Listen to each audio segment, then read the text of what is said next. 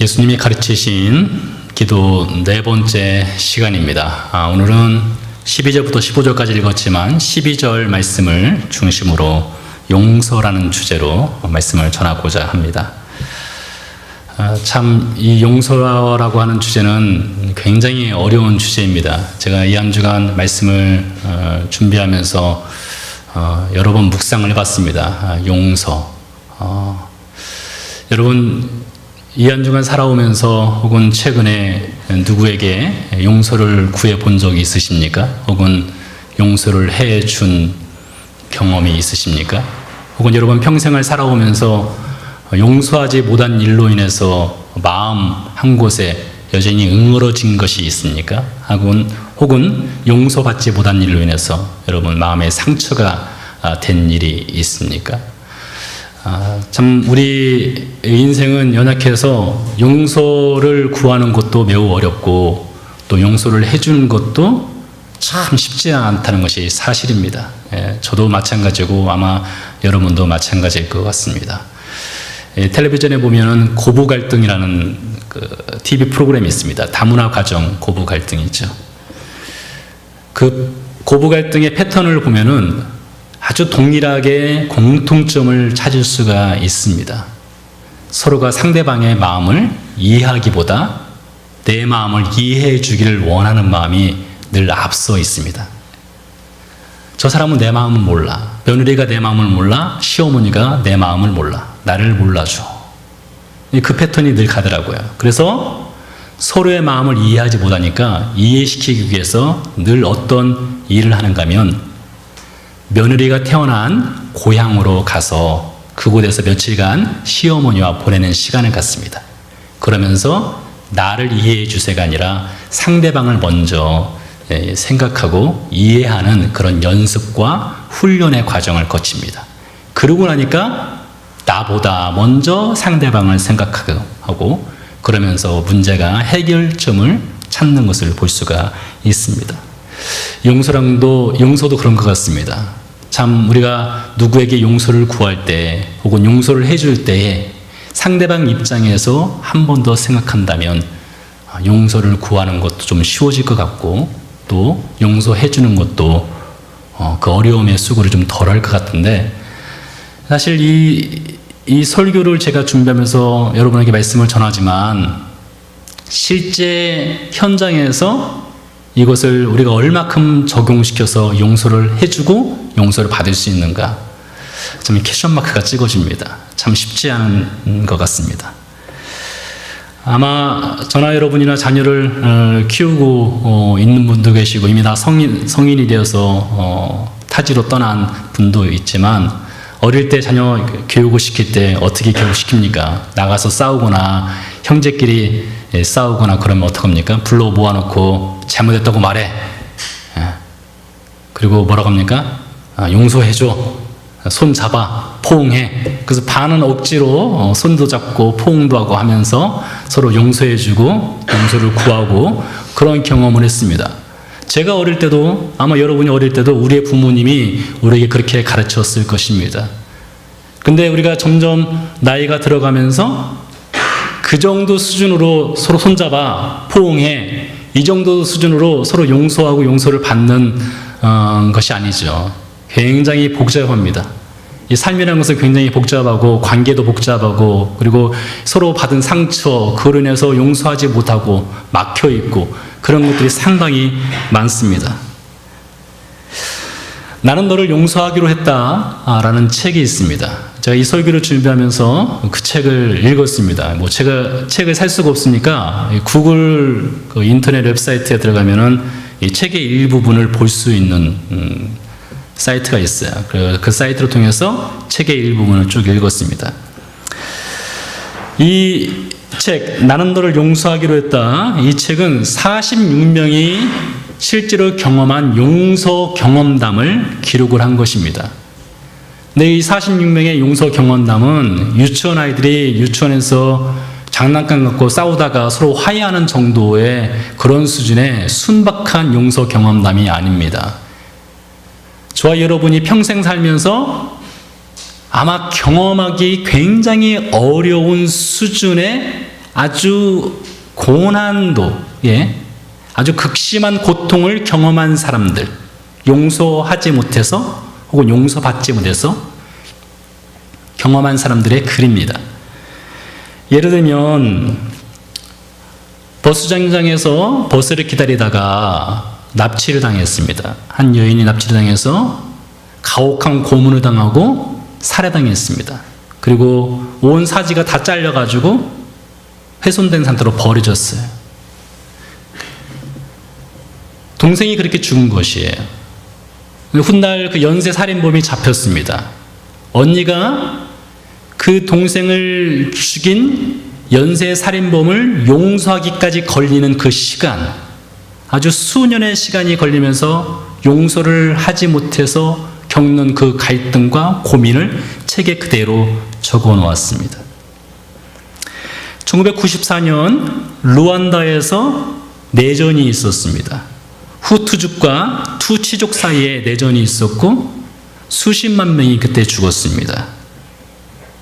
많게는 100만 명까지 잡기도 합니다. 그 당시 가족을 잃은 한 청년, 이 투치족 청년이 용서를 하기 위해서 9년 동안 겪었던 그 복수심에 불타서 살았던 삶. 그래서 마음의 갈등으로 인해서 마약을 하고 어떻게 견디지 못하다가 거의 죽을 뻔했던 삶. 그러면서 용서해 가는 과정을 그린 책이었습니다. 그 책 표지에 보면 이런 글귀가 써 있습니다. 복수 대신 용서를 결심한 사람들. 그들에게는 용서는 선택이 아닌 생존의 문제였다. 그러니까 여러분, 우리가 일상적으로 생각하는 저 사람 나한테 용서 구할 것이 있는데 용서를 안 구하네. 누가 용서를 구해도 용서를 하지 못하는 우리 일상생활에서 일어나는 말다툼이라든가 서로 감정에 상한 그런 수준이 아닌 살고 죽는 문제로 인해서 실제 가족을 완전히 상실하고 잃어버린 그런 상태에서 상대를 용서해 줘야 되는 아주 극심한 고통 속에 있는 사람들이 하는 얘기예요. 용서는 선택이 아니라 생존의 문제였다. 그렇게 볼 때 여러분, 오늘 우리가 듣는 예수님께서 전해주시는 이 기도, 이것은 우리가 선택을 해서 저 사람 용서해도 되고, 저 사람이 구하는 용서는 내가 받아줘도 되고, 용서를 해줘도 되고 안 해도 되는 그런 선택의 문제가 아니라는 것이에요. 이것은 우리 그리스도인의 생존의 문제에 달려있는 것입니다. 용서가 그만큼 중요한 것입니다. 오늘 우리가 읽었습니다. 우리가 우리에게 죄 지은 자를 사하여 준 것 같이 우리 죄를 사하여 주소서. 예수님께서 이 기도 다음에 14절과 15절에 보면 추가해서 한 번 더 말씀을 하십니다. 그러니까 주기도문, 주님이 가르쳐 주신 기도를 끝내고 나서 추가 설명을 하는 거예요. 용서가 무엇인지요. 이렇게 말씀하고 있어요.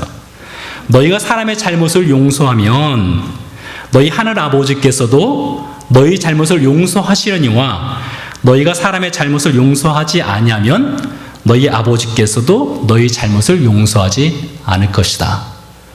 여러분, 사실 이게 무슨 설교가 필요하겠습니까? 너무나 분명한 거 아닙니까? 용서 받으려면 용서 먼저 해라. 이게 설교의 핵심입니다. 사실 제가 오늘 설교를 여기서 멈춘다 해도 될 법 싶습니다. 그럼 아마 제가 영락계 원리로 가장 짧은 설교를 한 것일 수도 있겠죠? 저는 여러분 앞에서 이것을 예쁘게 포장할 필요도 없습니다. 미사여구를 쓸 필요도 없습니다. 분명히 주님께서 말씀하셨어요. 용서받고 싶으면 먼저 용서해라. 용서하지 않으면 하나님의 용서는 없다. 그래서 아마 저나 여러분이나 이 주님이 가르쳐 주신 이 주기도문을 암송하고 묵상할 때 제일 걸림돌이 되는 부분이 있다면 저 개인적으로는 이 부분입니다. 우리가 우리에게 죄 지은 자를 용서해 준 것 같이 우리 죄를 용서해 주소서. 예루살렘에 가면 동편에 감난산 올리브산이라는 곳이 있습니다. 올리브산 정상에는 여러 기념교회들이 있어요. 예수님의 행적과 관련된 기념교회들입니다. 가장 높은 정상에는 승천기념교회라고 있습니다. 그 승천기념교회는 예수님이 하나님의 나라로 올라갔다는 것을 기념하는 교회예요. 훗날 우리가 같이 그 승천기념교회를 간다면 그 승천기념교회 안쪽에는 발자국이 있어요. 예수님이 밟으셨다는 발자국입니다. 예수님이 승천하실 때에 바위를 욱 하고 밟으셨는데 예수님의 발이 그 바위에 찍혀 있다는 거예요. 저도 가서 많이 보았습니다. 사람들이 그 승천기념교회를 가면 그 발자국을 보려고 고개를 다 숙여요. 발의 사이즈도 재봅니다. 제가 재보니까 한 265cm, 예수님의 발 사이즈는 8.5 정도 되더라고요. 그게 맞다면요. 승천교회를 따라서 밑으로 내려오다 보면 중턱에 눈물교회라는 곳이 있습니다. 눈물교회는 예수님께서 예루살렘 성의 멸망을 미리 예언하시면서 흘리신 눈물을 기념해서 세운 교회예요. 승천교회와 눈물교회 사이에 교회가 하나 더 있는데 주기도문 교회입니다. 오늘 우리가 읽은 이 본문이 기록된 교회예요. 그 주기도문 교회로 들어가면 교회 벽에 각국 언어로 주님이 가르쳐 주신 주기도문이 기록이 되어 있습니다. 어느 날 제가 성지 순례팀과 함께 그 주기도문 교회를 방문해서 한글로 된 주기도문 앞에 섰습니다. 그리고 다 같이 주기도문을 읽었어요. 그리고 물었습니다. 여러분, 이 주기도문 중에서 여러분이 가장 좋아하는 글귀가 무엇입니까? 그리고 여러분 마음에 가장 어려운 글귀는 무엇입니까? 좋아하는 글귀는 여러 가지 이렇게 손가락으로 가리키고 그것을 가지고 사진을 찍었어요. 가장 어려운 구절이 무엇입니까? 라고 물었습니다. 제가 사실 많이 물었어요. 거의 대부분이 어디에서 걸릴까요? 오늘 이 기도에서 걸립니다. 우리가 우리에게 죄 지은 자를 사하여 준 것 같이 우리 죄를 사하여 주옵소서. 그러던 어느 날 어느 여자분이 그 교회를 빠져나오면서 눈물이 글썽글썽대며 저한테 이렇게 말씀하셨어요. 저는 용서를 여러 번 구했는데 상대방이 제 용서를 받아주지 않습니다. 저는 어떻게 하면 좋겠습니까? 눈물이 떨어질 것 같아요. 근데 제가 답을 하지 못했습니다. 제가 어떻게 정답을 줄 수가 없더라고요. 제가 뭐라고 말했는지 사실 기억도 나지 않을 정도입니다. 다만 그때 그분이 그렇게 말씀했던 것은 기억나요. 근데 지금 돌이켜보니까 그만큼 용서를 해준다는 것이 어렵구나라는 생각이 듭니다. 저 개인적으로도요, 참 용서하지 못해서 어려움을 겪었던 일이 있었습니다. 1995년에 저에게 차가 있었는데 이륜차입니다. 그러니까 앞바퀴, 뒷바퀴, 바퀴 2개 달린 오토바이죠. 제 교회를 갈 때마다 그 오토바이를 전철역에 세워놓고 교회를 다녀오곤 했었는데 교회 살기 바빠서 며칠 동안 오토바이를 그 전철역에다 세워놓고 다녀왔어요. 갔다 와보니까 오토바이가 사라진 거예요. 여러분, 제 생계 수단이었습니다. 굉장히 좋아하시는데요. 그건 제 생계 수단이었어요. 제가 새벽에 우유 배달도 하고 신문도 돌리고 뭐 가끔 제 아내도 태워다 주고 하는 둘도 없는 생계 수단이었는데 그게 사라진 거예요. 여러분, 있던 것이 사라지게 되면 어떻게 됩니까? 그게 마치 그 자리에 있을 것처럼 보이는 경우가 있어요. 눈을 이렇게 몇 번 씻고 봐야만 그게 확인이 됩니다. 첫 번째 드는 생각은 감사기도가 나오더라고요. 여러분, 욥이 그랬지 않습니까? 욥이 10자녀를 다 잃고 재산 다 잃고 부인이 하나님 저주하고 욕하고 죽어라 해도 감사했습니다. 바로 그 순간이 떠오르더라고요. 제 마음에 감사기도가 나와요. 한 5분도 지나지 않아서요, 제가 그래도 한번 찾아봐야지, 혹시 이 근처에 있지 않을까 해서 그 주변을 삥 찾았어요. 있을 리가 없죠. 한 15분에서 20분 지나니까 제 입에서 뭐가 나오느냐? 저주가 나오더라고요. 저주가 나와요. 제가 욥기를 통해서 그걸 봤습니다. 욥이 처음 1장에서 2장까지는요, 굉장히 신앙이 멋있습니다. 주신 자도 하나님, 취하신 자도 하나님. 우리가 맨몸으로 나왔으니 맨몸으로 가는 것이. 정말 성인 군자처럼 얘기를 하죠. 부인인 욕하고 죽어라 해도 욥이 하나님께 절대 범죄하지 않았습니다. 네, 여러분 3장부터 37장까지 읽어보세요. 욥이 거기서 원망, 불평, 저주, 심지어 자신이 왜 태어나야 했는지 하나님을 향해서 원망을 막 늘어놓는 것을 볼 수가 있어요. 여러분 그 패턴으로 제가 가더라니까요. 처음에는 감사로 시작해서 저주를 가고요. 만약에 제가 그 후에 그 오토바이를 훔쳐간 사람을 만났다면 제가 뭐라고 했겠습니까? 제가 성경책을 안 들었으니 다행이지. 제가 전도사며 목사며 그게 무슨 소용이 있겠습니까? 멱살 잡고 이놈아 하지 않았겠어요? 그만큼 용서는 힘든 것 같습니다.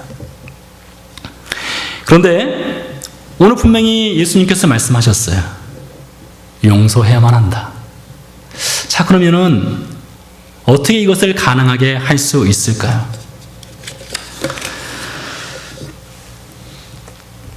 용서를 구하거나 용서를 해주어야 한다는 것은 전제 조건이 있습니다. 무엇인가 잘못했을 때 용서를 구하는 것이죠.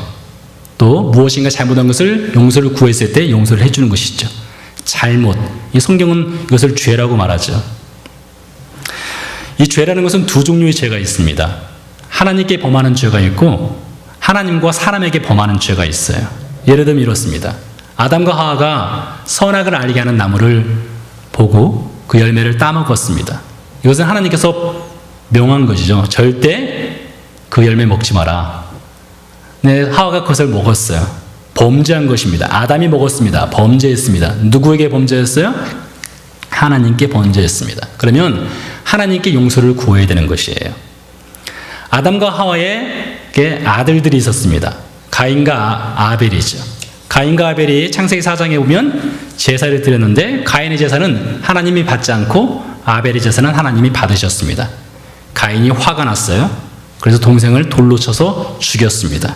그럼 누구에게 범죄한 것입니까? 이미 죽었지만 동생 아벨에게 죄를 범한 것이죠. 그리고 생명의 주인인 하나님께도 범죄한 것입니다. 그러니 이 죄라고 하는 것은 하나님께 죄를 범하는 경우도 있고 사람에게 죄를 범하는 경우도 있는데 사람에게 죄를 범했을 때는 사람에게도 용서를 구해야 되고 하나님께도 용서를 구해야 한다는 것이 성경의 원리라고 할 수가 있습니다. 그래서 잘못을 하면은 용서를 구해야 되는데 용서를 구할 때는 반드시 대가가 필요합니다. 여러분 대가 없이 용서를 구하는 것 그런 경우는 흔치 않습니다. 자녀를 양육하다 보면 훈육을 할 때가 있지 않습니까? 저도 매를 참 많이 들었는데요. 거짓말하거나 싸우거나 나가서 나쁜 행동하고 오거나 예의 없게 행동하거나 그러면 혼을 냅니다. 말로 혼을 내는 경우도 종종 있지만 경우에 따라서는 매를 드는 경우도 있습니다. 제가 이런 말을 가끔 했던 것 같아요. 우리 아이들이 용서를 구하잖아요. 그래 잘못했으니까 일단 맞고 보자. 잘못했으니까 매는 맞아야지. 용서를 해주되 매는 맞을 건 맞아야 된다. 이 성경에도 보면 잘못을 했으면 그 잘못한 것에 대해서 용서를 구할 때 대가 지불을 반드시 하게 된 것이 성경의 원칙입니다. 레위기서 4장에 보면 그 예가 나와 있어요. 레위기 4장에 보면 사람들이 여호와의 계명을 어기는 경우가 있어요. 하나님의 법을 어기면 어떻게 해야 되느냐? 그때는 희생 동물을 하나님께 가져왔죠. 송아지가 될 수도 있고 염소가 될 수도 있고 양이 될 수도 있습니다. 그것을 가져와서 하나님께 제사를 드리며 하나님 잘못했습니다 라고 용서를 구하는 거예요. 동물을 가져온다는 것은 대가를 지불한다는 것이죠. 레위기서 6장에 보니까 사람에게 죄를 범했을 때에 그때 역시 대가 지불을 반드시 하도록 되어 있습니다. 자, 제가 여러분의 물건을 훔쳤어요. 훔쳤으면 제가 그것을 용서를 구하기 위해서는 잘못했습니다, 용서해 주세요, 이걸로 끝내서는 안 된다는 거예요. 성경에서는 제가 $100 훔쳤으면은 $125를 갚게 되어 있습니다. 5분의 1을 더 하라고 했습니다. $120네요. 그렇죠? $120. 5분의 1을 더해서 갚으라고 그러고 명하고 있다는 것이죠. 그러니 우리가 용서를 누구에게 구할 때는 그것이 대가 지불을 요구하는 것이라면 반드시 대가 지불을 하는 것이 성경의 원리라고 말하고 있다는 것입니다. 지난 7월 15일 날 마태복음 5장 23절 말씀, 예물을 제단에 드리려다가 라는 제목으로 말씀을 드렸습니다. 예물을 제단에 드리려다가, 즉 교회에 와서 예배를 드리려다가 저와 여러분이 원망 들을 일, 이 밖에서 부부싸움을 했거나 아니면 가족 간에 무슨 문제가 있었거나 이웃 사이에서 원망 들을 만한 일이 생각나거든 어떻게 하라고요? 예배 드리기 전에 먼저 가서 화해하고 돌아와서 예배를 드려라. 이것이 성경의 법이라는 것이에요. 아마 여러분 신앙인이라면 예배만큼 소중한 것이 없을 것입니다. 일주일 내내 우리는 세상에서 살다가 이 안식일날, 주일날 하나님 전에 와서 예배 드리는 이 시간이 어쩌면 우리에게 가장 중요하고 소중한 시간일 거예요. 예배가 더 중요하냐? 화해하는 것이 더 중요하냐? 경중을 논한다면 예배가 훨씬 더 중요합니다. 근데 오늘 주님께서 말씀하셨어요. 그렇게 예배를 소중하게 여긴다면, 예배를 생명처럼 여긴다면 그 예배가 예배답기 위해서는 먼저 무엇을 하라고요? 화해할 일이 있으면 화해를 해라. 화해하지 않을 정도로 관계가 끊어지고 관계가 막혀 있음에도 불구하고 예배를 드린다면 그것은 예배를 그만큼 소중하게 여기지 않는 것이죠. 신약성경 중 바울이 쓴 편지 빌레몬서라고 있습니다. 여러분 몇 장인 줄 아세요? 빌레몬서 3장 이렇게 했을 때 3장 찾으면 큰일 나는 것입니다. 빌레몬서는 1장짜리입니다. 매우 짧죠. 바울에게는 빌레몬이라는 제자가 있었습니다. 바울이 빌레몬에게 복음을 전해서 그가 복음을 받고 구원을 받았어요. 빌레몬은 잘 사는 부자였습니다. 그래서 당시에 여러 종들을 두고 있었습니다. 그 중에 오네시모라는 종이 있었습니다. 오네시모가 무슨 일이 있었는지 빌레몬은 또 도망을 쳤어요.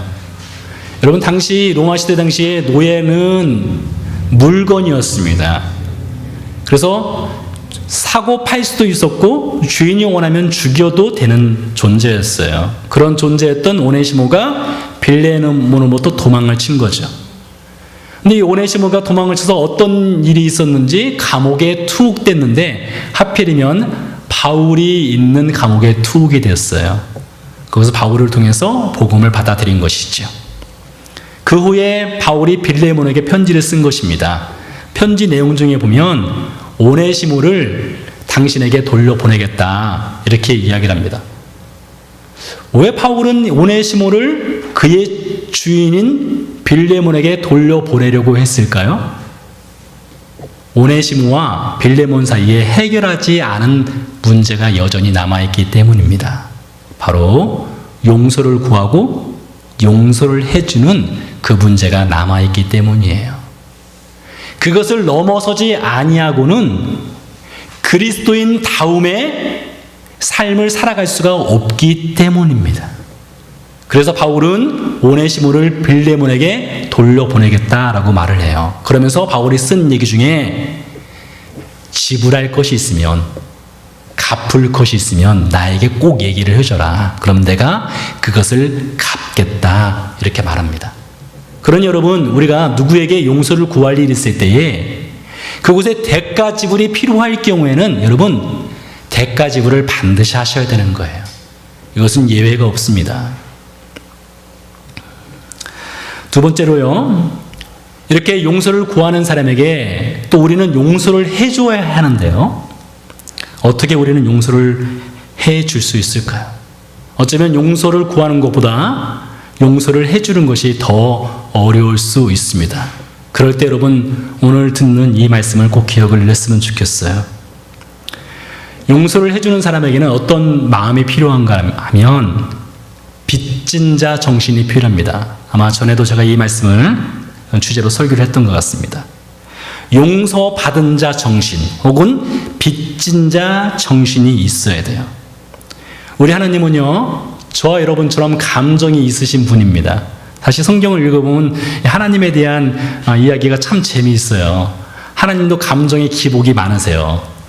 분노하시기도 하시고 즐거워하시기도 하시고, 아마 저와 여러분이 느끼는 여러 가지 감정을 하나님도 그대로 갖고 계셔요. 사실 하나님께서 우리에게 그런 감정들을 주신 것이죠. 우리에게 분노의 감정도 주시고, 화내는 감정도 주시고, 즐겁고 기뻐하는 감정, 슬퍼하는 감정, 이것들을 하나님께서 우리에게 그대로 주셨어요. 그러니 하나님도 그런 감정을 갖고 계시죠. 하나님께서 에덴 동산에서 아담과 하와를 내쫓으실 때 하나님은 무감각 상태에서 그들을 내어쫓지 않으셨어요. 여러분 생각해 보세요. 하나님께서 창조한 에덴 동산, 토브메오드, 보시기에 아름다웠다라는 그 에덴 동산에서 범죄가 일어난 거예요. 하나님의 창조 질서가 깨어져 버린 겁니다. 그래서 그들을 내어쫓을 수밖에 없었어요. 그때 하나님의 감정이 어땠을까요? 여러분 성경 텍스트 자체를 가지고는 이 텍스트는 이 플래시예요. 밋밋할 수 있습니다. 그러나 이 텍스트, 이 말씀 한 구절 한 구절을 우리가 묵상해 보면 그 안에서 하나님의 감정을 우리가 느낄 수가 있을 것 같아요. 하나님은 그 당시 어떤 감정이었느냐? 아담과 하와가 무화과 나무 잎으로 자신들의 치부를 가렸어요. 부끄러운 곳을 가리고 있었습니다. 그때 하나님께서 어떻게 하셨어요? 가죽옷을 손수 지어서 그들에게 입혀 주셨어요. 그때 하나님의 감정은 굉장히 슬펐을 것 같아요. 겨우 조금 있으면 말라 비틀어지는 그 무화과 나뭇잎으로 자신들의 치부를 가릴 수밖에 없는 그 인생들, 에덴 동산으로 쫓겨나게 되면 그들의 삶이 얼마나 피폐해지고 황폐해질지를 이미 아시는 그 하나님의 그 감정, 그 마음, 그 슬픔이 있는 거예요. 그래서 하나님께서 그들에게 가죽옷을 지어서 입혀주시면서, 상상이지만 하나님은 눈물을 흘리셨을 것 같아요. 하나님께서 그러면서 이 가죽옷을 지어 입히신 것은 훗날 성경학자들이 얘기하기로, 물론 저도 믿지만 이것은 예수님을 통해서 하나님께서 그들을 용서하기 위한 하나의 상징적인 의미를 담고 있다고 말을 해요. 하나님께서 범죄한 인생에게 용서를 이미 결정하신 것이죠. 근데 하나님께서는요, 사람을 용서할 때에 대가 지불 없이 그냥 용서하지 않으셨습니다. 용서해 주는 것도 대가 지불이 반드시 필요하더라고요. 하나님의 법에 의하면 죄인은 심판을 받아서 죽어야만 하는 존재입니다. 자, 상상을 해봅시다. 여기 재판정이 있습니다. 오른편에 검사가 있고 왼편에 피고가 있습니다. 피고 옆에는 변호사가 있어야 되죠. 근데 변호사가 없어요. 왜냐하면 변호사가 변호를 포기했습니다. 이 피고는 죄가 너무나 명확하기 때문에 유죄 판결 받을 수밖에 없어요. 그러니까 변호할 필요가 없다는 것이죠. 검사가 죄를 나열하고 구형을 내렸습니다. 피고도 유죄를 스스로 고백을 했습니다. 그러면 재판장이 할 일은 무엇입니까? 재판장은 형량을 부여하는 거예요. 몇 년 꽝꽝꽝 하는 것입니다. 그러면 감옥 가는 겁니다. 근데 하나님의 법정에서는 좀 달라요. 세상 법정에서는 이 사람 감옥 갈 사람을 대신해서 그 아들이나 그 어머니나 아버지가 갈 수가 없어요. 근데 하나님의 법정에서는 이상한 일이 벌어졌습니다. 하나님의 법정에 피고가 섰습니다. 피고가 이미 죄가 확정돼서 죽을 수밖에 없는 거예요. 재판장이신 하나님께서 죽어야만 하는 사형 선고 받은 이 피고에게 너 죽어라 하지 않았습니다. 대신에 어떻게 했습니까? 하나님의 아들을 이 피고를 대신해서 사형장으로 보낸 거예요. 이게 하나님께서 대가 지불을 한 것입니다. 그 피고를 살리기 위해서, 죽어야 하는 범죄자를 살리기 위해서 하나님 자신의 아들을 사형장의 이슬로 보낸 거예요. 하나님이 용서를 하시기 위해서 이 엄청난 대가 지불을 하였다는 것입니다. 이것을 이사야서 53장 10절에서 증언을 하고 있습니다. 이렇게 말합니다. 여호와께서 그에게 상함을 받게 하시기를 원하사, 여기서 그라는 것은 예수님을 뜻하죠. 그래서 바꿔 말하면 여호와께서 그의 아들 예수에게 상함을 받게 하기를 원하사 질고를 당하게 하셨다. 그래서 그의 영혼을 속건제물로 드렸다. 11절 말씀 보니까 나의 의로운 종이, 즉 예수께서 자기 지식으로 많은 사람을 의롭게 하며 또 그들의 죄악을 친히 담당하였다. 그러니까 하나님께서 저와 여러분을 용서해 주기 위해서 자신의 아들을 십자가에 못 박는 이런 엄청난 대가 지불이 있었기 때문에 우리는 용서해야만 한다는 것입니다. 외국제 선교회 선교동원 대표이신 유병국 선교사님이라는 분이 계십니다. 저도 이분을 통해서 참 은혜를 많이 받았고 선교에 대한 도전을 굉장히 많이 받았어요. 유병국 선교사님이 쓰신 책 중에 김치 하나도 포기 못하는 선교사라고 있습니다. 김치 하나도 포기 못하는 선교사. 저도 가끔 이렇게 선교사님들과 함께 식사할 경우가 있으면 제가 묻는 질문 중에 그 선교지에서는 도대체 뭐 드세요? 이거 물어봅니다. 혹시 거기 김치 있어요? 이게 굉장히 중요한 주제예요, 저한테는요. 저도 이스라엘 살 때 이 김치, 이게 얼마나 중요한지 몰라요. 김치가 떨어지면 큰일 납니다. 그래서 그 양배추 가지고 이 김치를 담아 먹기도 했던 기억이 나기도 하고요. 한국에서 이제 저희 성주순례 팀이 오면은 놓고 가는 것 중에 제일 반가운 것이 무엇일까요?